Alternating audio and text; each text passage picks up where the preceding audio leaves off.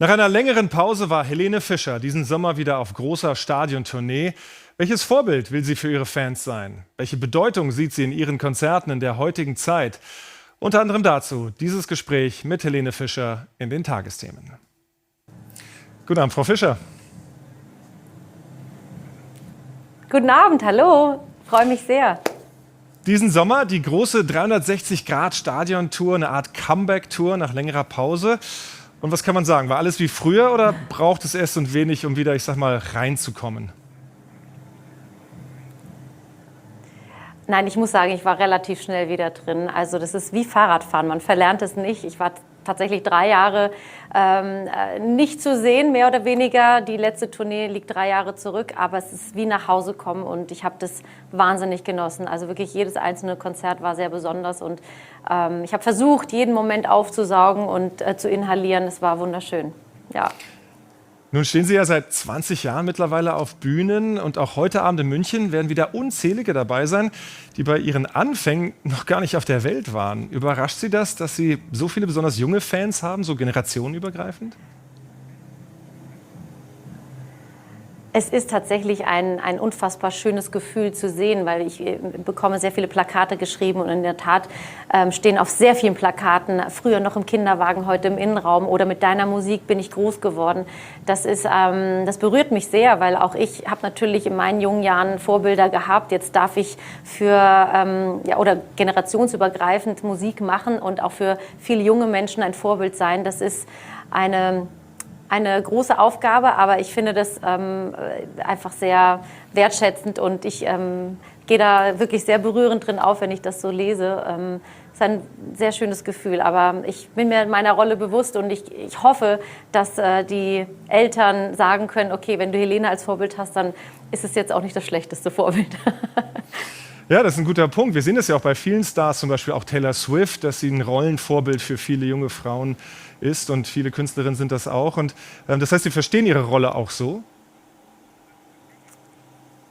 Absolut, ja. Ja, ich bin mir dessen bewusst. Ich gehe damit sehr gewissenhaft um und versuche natürlich hier und da immer meine Messages, wenn mich was bewegt oder wenn ich etwas habe, wo ich merke, es ist eine Welle, irgendetwas passiert auf der Welt oder so und ich stehe gerade auf der Bühne. Ich suche tatsächlich immer ganz den persönlichen Kontakt. Also ich bin niemand, der auf Social Media viel teilt.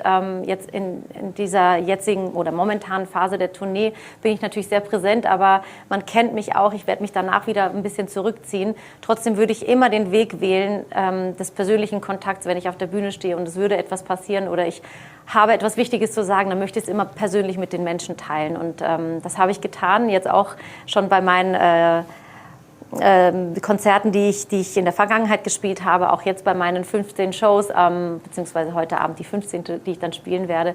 Und das ist für mich immer der wertvollste Augenblick und der prägendste auch Moment für die Fans, glaube ich, weil sie mich dabei sehen und dann auch hören und auch der ehrlichste Moment, muss ich sagen. Daran ist nicht verfälscht, sondern in dem Moment sage ich das, was mir auf dem Herzen liegt, ja.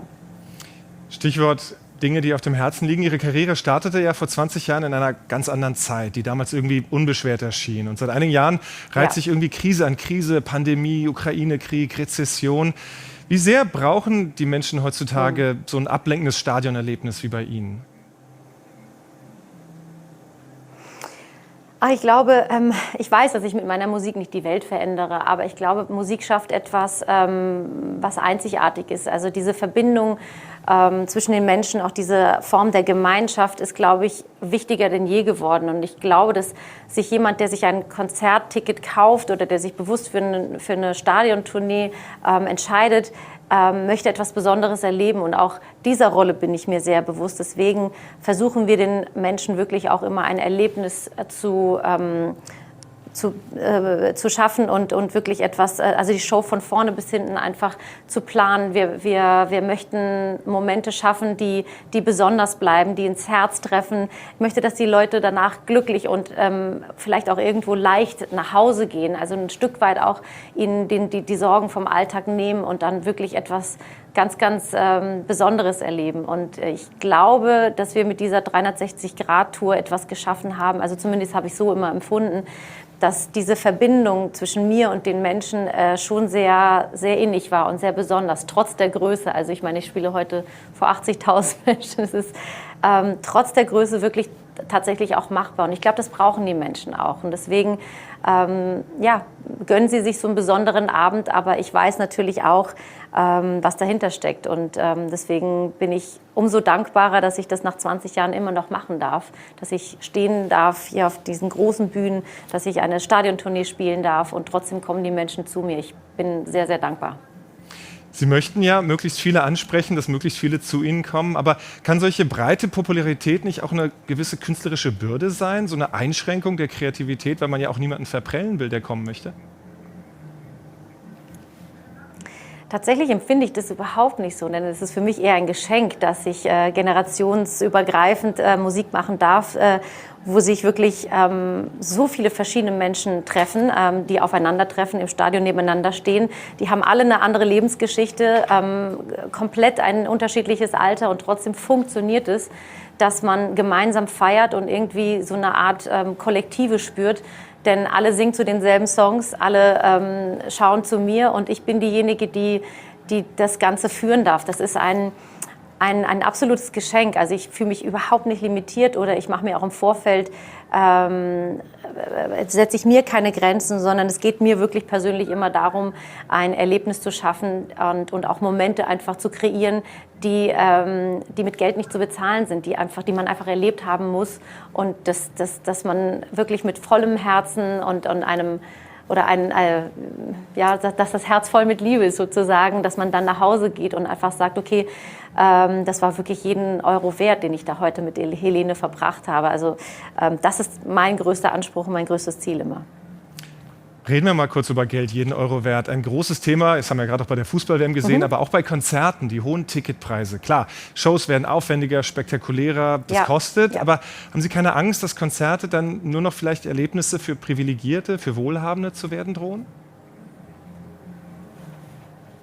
Das ist in der Tat ein sehr wichtiges und großes Thema. Auch darüber machen wir uns immer Gedanken. Aber wir können nicht ausblenden, dass natürlich in der heutigen Zeit alles teurer geworden ist. Also wenn wir große Shows machen, dann haben wir Hunderte von Menschen, die im Hintergrund arbeiten, vom Kreativteam über Bühnenbildner, über Kostüm, Catering und. Auch die wollen natürlich bezahlt werden. Auf der einen Seite schafft man damit Arbeitsplätze, aber ich weiß natürlich auch, Tickets sind teuer. Ich glaube, das ist wirklich ein Erlebnis, das man sich auch bewusst aussucht. Viele sparen da auch wirklich Jahre drauf hin oder verzichten auf ihren Urlaub.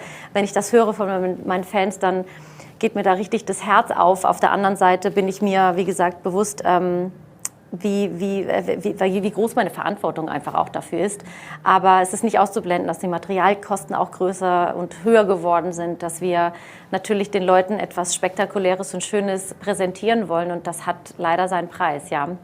Also ich hoffe in der Zukunft, dass es nicht weiter explodiert und dass wir uns da irgendwie, also man sieht ja, die Menschen sind es wohl bereit zu zahlen, auch wenn es heißt, okay, ich gönne mir heute einen exklusiven Abend und ja, ich muss einmal in die Tasche greifen, aber das ist es mir wert. Und ich glaube, dass diese Verbindung und dieses Gefühl der Gemeinschaft fast den Menschen, ja, dass es ihnen wert ist und dass sie das unbedingt auch irgendwie brauchen, auch raus aus dem Alltag und alle Sorgen zu vergessen, denn da kann man auftanken und vielleicht zehrt man davon auch viel länger als irgendein Urlaub oder so, den man sich da gönnt. Ich weiß es nicht.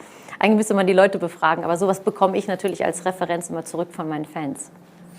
Heute Abend in München nun das große Abschlusskonzert Ihrer 360-Grad-Tour. Ich kann mir vorstellen, dass man nach so einer intensiven Tourneezeit danach erstmal in so ein großes emotionales Loch fällt. Oder sagen Sie, ich bin aber auch ein bisschen froh, dass jetzt mal wieder Pause ist, Zeit zum Auftanken. Also man sieht einem Tourneeende immer mit einem lachenden und einem weinenden Auge entgegen. Also natürlich erleben wir hier etwas so Intimes und Schönes. Also ich habe ein ganz wundervolles Team an meiner Seite. Ohne mein Team könnte ich so eine Art von Tournee auch nicht spielen. Das heißt, ich werde dann erstmal Abschied nehmen, auch von meinem großartigen Team. Nicht nur den Leuten auf der Bühne, sondern natürlich auch alle, die drumherum arbeiten. Auf der anderen Seite freut man sich natürlich auch auf ein wenig Ruhe und ein bisschen wieder auftanken. Trotzdem gehen die Ideen und die kreativen Prozesse natürlich auch schon im Kopf weiter. Also es ist für mich tatsächlich eine recht kurze Tournee gewesen. Ich habe 15 Shows gespielt und trotzdem durfte ich knapp 750.000 Menschen glücklich machen. Allein das ist einfach, allein das muss, glaube ich, auch erstmal verarbeitet werden. Ich glaube, das muss auch erstmal sacken bei mir und in der Tat werde ich danach ein bisschen brauchen, auch in den Alltag wieder zurückzukommen mit all seinen Aufgaben. Ein paar Tage werde ich sicherlich mir nehmen müssen, um das Ganze zu realisieren. Aber umso schöner ist es, dass wir das Ganze festgehalten haben. Wir haben einen Konzertfilm gedreht und mir wird dann eigentlich immer erst bewusst, wenn ich das sehe, welche Dimension das eigentlich hatte und alles andere blende ich so ein bisschen aus. Ich mache einfach wirklich mit Herz und Seele meinen Job. Ich gehe da jetzt heute raus und freue mich wahnsinnig auf das letzte Konzert. Und alles andere wird, glaube ich, erst dann so richtig verinnerlicht, muss ich ganz ehrlich sagen. Helene Fischer, vielen Dank für das Gespräch und ein gutes Abschlusskonzert der Tour heute Abend. Dankeschön. Freue mich sehr. Danke. Du hast das Video bis zu Ende geschaut? Dann kannst du auch ein Abo dalassen.